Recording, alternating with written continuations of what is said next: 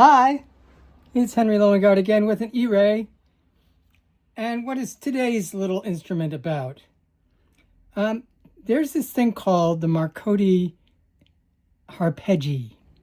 And what it is about 16 or 24 strings, I think, that are just strung really long with an electric pickup on them and a little bit of brains on it so that when they're not playing, you can't really strum them.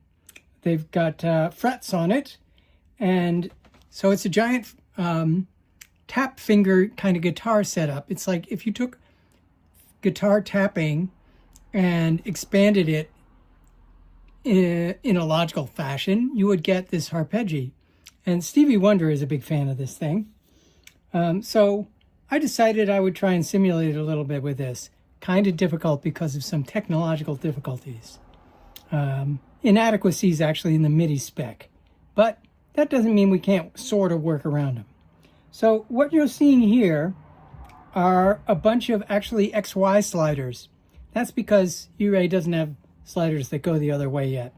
But nevertheless, XY, you just stretch them, and I've made them basically only into X's.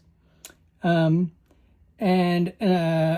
an arpeggio is tuned with each string being 2 semitones or a whole tone or 200 cents away from the one that's right next to it. So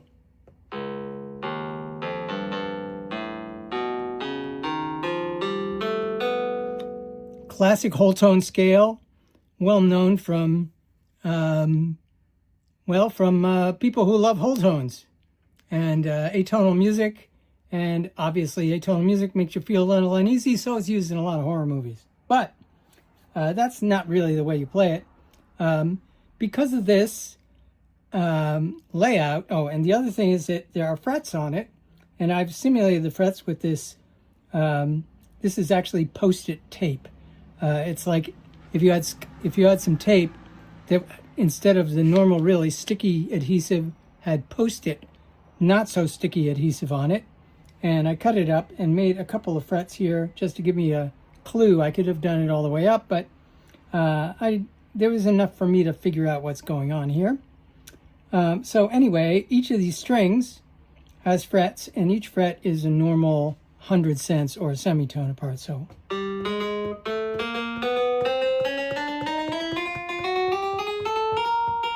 the Harpejji understands that you probably want to slide your finger up and down. So here I have 12 sliders, and they're tuned the way they are, and I've quantized it so that I get a bunch of semitones going up and down. I can change that spacing because it's all fake. Like with my other instruments, I'm taking signals in from here, processing them, and sending note-ons and note-offs to a MIDI synthesizer. In this case, it's chromophone simulating some kind of string. So because it's isomorphic, the same patterns make the same kind of setups. Also, it's polyphonic, which is, per string at least, which is pretty good. So for example, there are ways to do diatonic scales just by doing patterns on this isometric keyboard. So that's one way. And another way would be, well, I can't really get to it, but it would be the note down here. Maybe I'll play one up here. There we go. And, to play a chord, you would, put your fingers in a place where it makes sense. And here's the 7th. Now this sounds really crude and terrible. Why? Because these are sliders. And slider is a continuous controller. And what's funny about continuous controllers? They don't have any concept of on and off because they're just controllers. It just thinks, oh, I'm sliding. Fortunately, an Erae controller also has polyphonic pressure stuck on it. So I'm picking up not only where it is, but there's a separate signal that is telling me how hard I'm pushing. And I set a little threshold, and when I'm pushing hard enough, it decides I'm doing, you know, a note on, basically. And when I'm not pressing hard enough, it doesn't note off. Trouble is, those signals,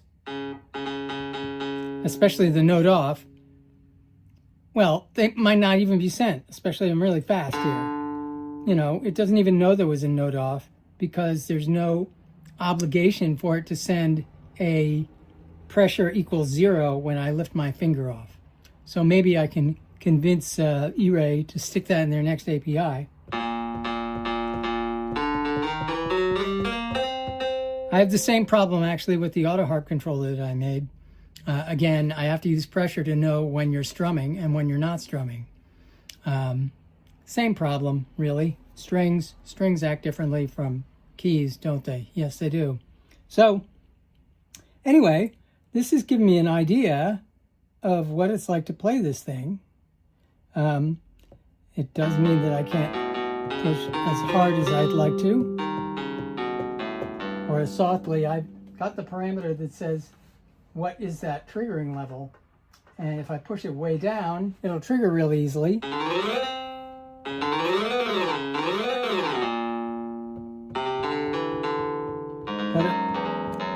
again, it may not pick up the fact that I am not triggering, so it leaves a lot of notes dangling.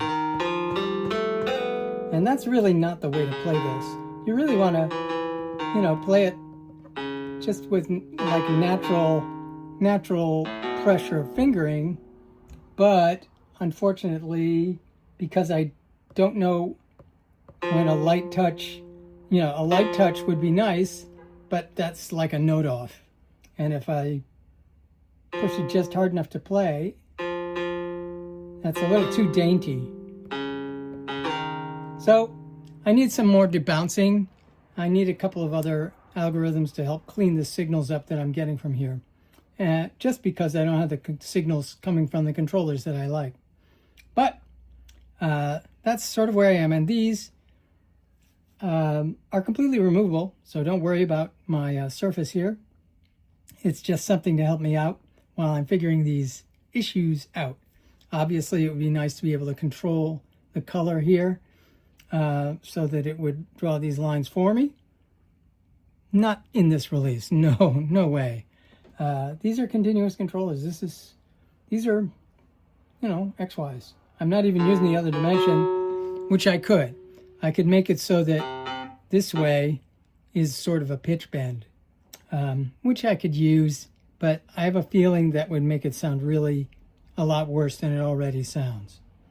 So that's my report for today, and we'll see you next time.